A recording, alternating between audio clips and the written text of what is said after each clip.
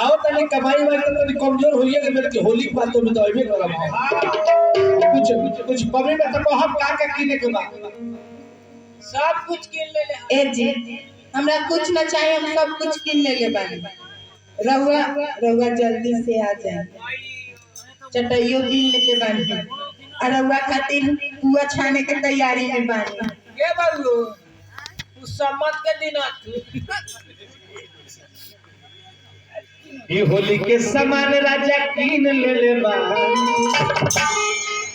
आवे वाला तीन राजा कीन ले बा। तारीख होली बा 14 के 28 के 26 गई है 27 के फुल का दहन 28 के अपने का खूब दोनों गोरा। हां पूरी पुलाव खाए थे रंग में रंग लगाए होली खेलब हमने का। कैसे बोलता है रे तू रंग फेंक फेंक के हमने के खेले के। हां अगर आई ले बारी बैठा काहे ना गिराओ हम अपन वाला कुछ करिया करा के दे देबो।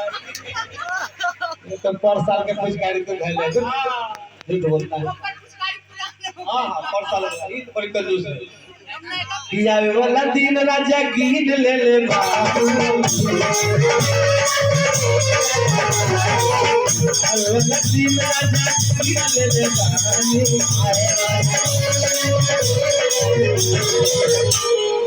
होली के सामान राजा कीन ले बाबू,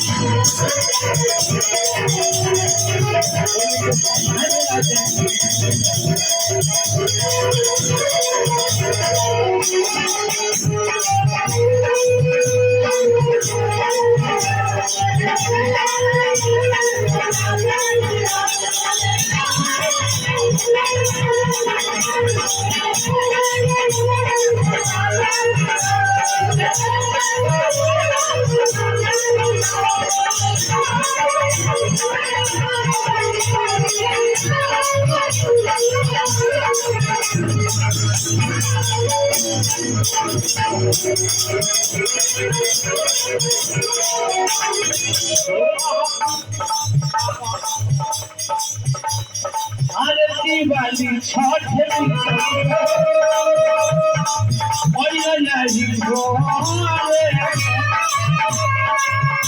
दिवाली में मैं कितना आपसे ये पकवान बनाई, कितना पकवान बनाई थी। धीरे हो जा धीरे धीरे धीरे कितना पकवान बनाई थी। शिशु के पत्ता का निकोरी बनाई थी, कटहल के पत्ता का पंचका बनाई थी, बकरी के लेरी के घुघरी बनाई थी। क्या बोलती है, कुछ भी बोलती है। आप नहीं आए तो सब जाके नाला में जाके डाल।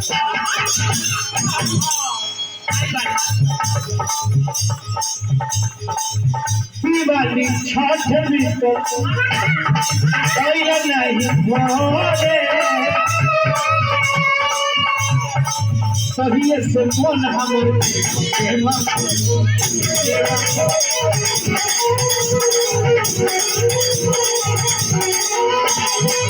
दिवाली छठ में तो नहीं भोरे, सभी से मन हमर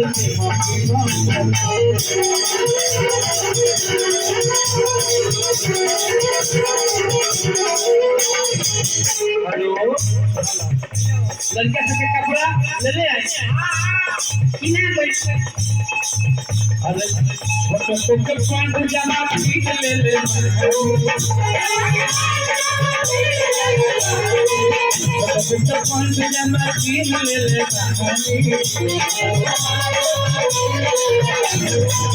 उनके समाज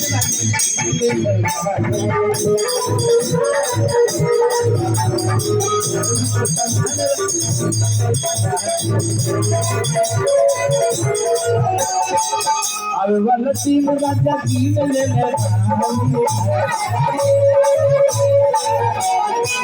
आवे वाला तीन राजा कीन ले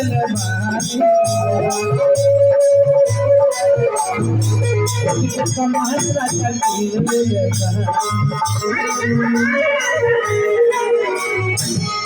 के समान राजा